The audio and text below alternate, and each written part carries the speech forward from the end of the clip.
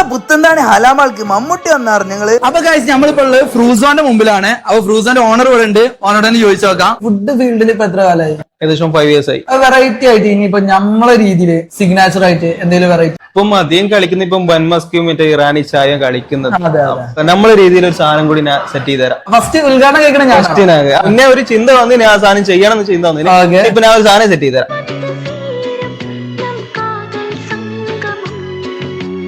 പുതിയൊരു പ്രൊഡക്റ്റ് ആണ്.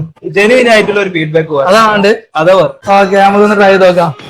അങ്ങനെയല്ല ഒരു ആദ്യം നീ ഇതെടുത്തിട്ട് ഇതിന്റെ മേലേക്ക് കൂടി ഫുൾ ആയിട്ട് ഒന്ന് സ്പ്രെഡ് ചെയ്തോ.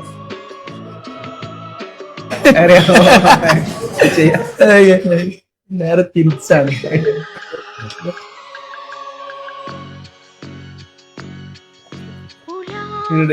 കൊള്ളാം, വെറൈറ്റി ടേസ്റ്റ് കേട്ടോ. നല്ല രസമുണ്ട്, നല്ല അടിപൊളി ടേസ്റ്റ്.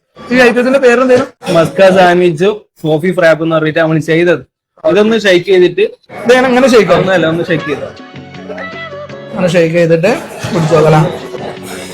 അയ്യോ നൈസായിട്ട് ഉള്ളുന്നൊരു കോഫി ഫ്ലേവർ ഇങ്ങനെ കേറി വരണം. സംഭവം എന്തായാലും കൊള്ളട്ടോ, വെറൈറ്റി കൺസെപ്റ്റ് ആണ്. നിങ്ങൾ എന്തായാലും ഈ ഭാഗത്തേക്ക് വരികയാണെന്നുണ്ടെങ്കിൽ എന്തായാലും ഒന്ന് ട്രൈ ചെയ്തു.